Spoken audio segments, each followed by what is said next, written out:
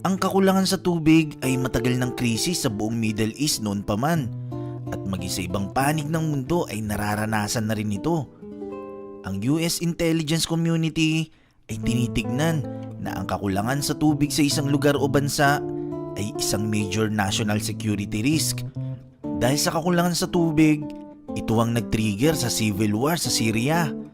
Hindi lang yun, ito rin ang dahilan kung bakit maraming mga Africans ang nag-migrate sa Europa dahil kulang na kulang ng tubig sa bansa nila. Pero alam nyo ba na nagkaroon ng solusyon sa problemang ito? Ang kakulangan sa tubig ay hindi lang problema noon sa Middle East dahil maging sa ibang panig ng mundo ay dumaranas ng krisis na ito. Pero alam nyo ba na ang solusyon sa kakulangan sa tubig ay na-discover sa napakaliit na tuyot na bansa? Ang bansang ito ay 60% ay disyerto at ito ang Israel. Anong meron sa Israel? Bakit mula sa pagiging tuyot na lugar nito ay sa isang iglap ay magiging world's water superpower? Samantalang noon, ang water level ng reservoir na naiipon sa tubig ulan ay sobrang bumaba na talaga sa lugar na to. Kumbaga ito lang talaga ang source ng tubig lalo na sa mga sakahan. Ang supply ng tubig sa mga taniman ay hindi na naging sapat para mabuhay pa ang mga ito.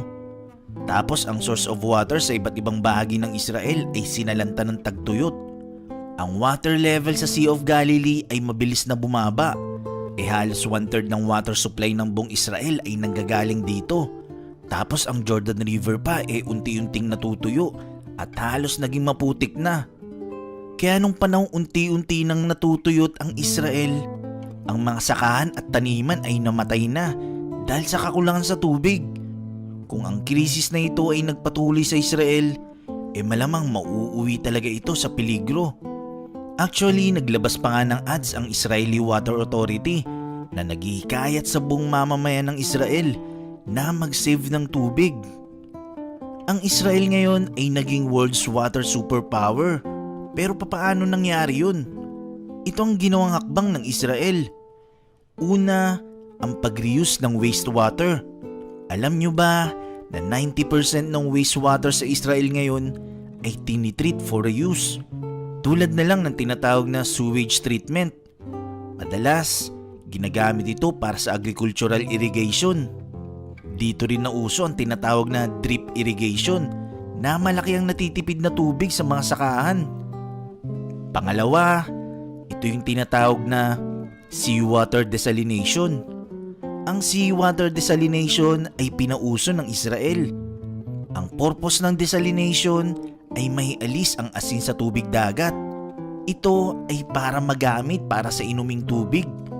Ang presyo nito ay talagang abot kaya para sa mga consumer sa Israel. Sa ngayon, ang Israel ay merong 5 nakatayo na malalaking planta ng desalination sa kahabaan ng Mediterranean coast na nagpo-provide ngayon ng equivalent 80% na tubig sa bawat mamamayan ng Israel. Sa ibang bansa tulad dito sa Pilipinas, maraming nasasayang na tubig kada taon dahil sa mga tubo na may tagas. Pero ang Israel ay nag-develop ng technology na nalalaman agad at nadedetect kung saan ang may tagas sa tubo. Kaya naayos ito agad-agad. Hindi lang ito nakatipid sa tubig, kundi nakakatipid din ito sa water bills ng mga consumers. Sa Israel, ang pagiging obsessed nito sa tubig ay hindi na bago. Katunayan, ang salitang water ay 600 times na binanggit sa Hebrew Bible.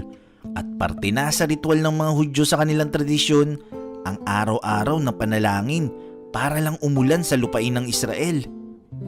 Kaya ngayon, dahil sa masaganang tubig na meron ng Israel, hindi lang nito nasusuplayan ng prutas at gulay ang sariling mamamayan sa buong bansa, kundi nakakapag-export pa ito ng billion of dollars na halaga ng produkto sa iba't ibang dako ng mundo.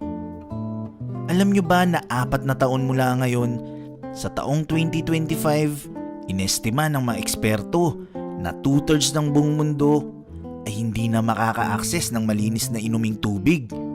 Kung iisipin, nakakabahala nga ito. Pero alam nyo ba na bago pa sumapit ang panahong yun, meron ng solusyon ang Israel dito.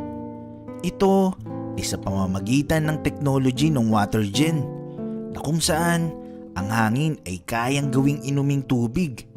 So paano nangyari yun? So ganito ang proseso nito. Ang technology na ito ay nagsisimula sa pagkuha ng humidity mula sa hangin. Dadaan nito sa air filter para hindi masama ang dumi at ibang particles para masigurado na malinis na hangin ang papasok sa system. Ang tubig na mapoproduce ay didiretso sa buffer tank at dadaan sa proseso ng water filtration.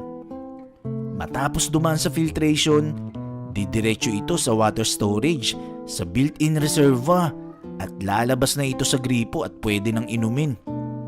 So isa ito sa imbensyon ng Israel.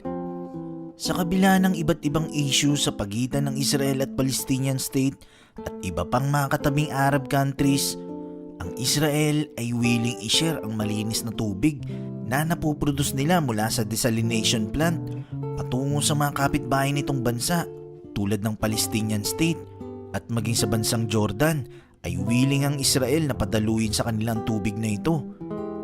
Tumugon naman ang Palestinian State sa mukahing ito ng Israel na willing din silang may pag-usap at may pag-cooperate patungkol sa tubig sa Israel. Kaya ngayon, hindi na kailanman magiging problema sa Israel ang tubig.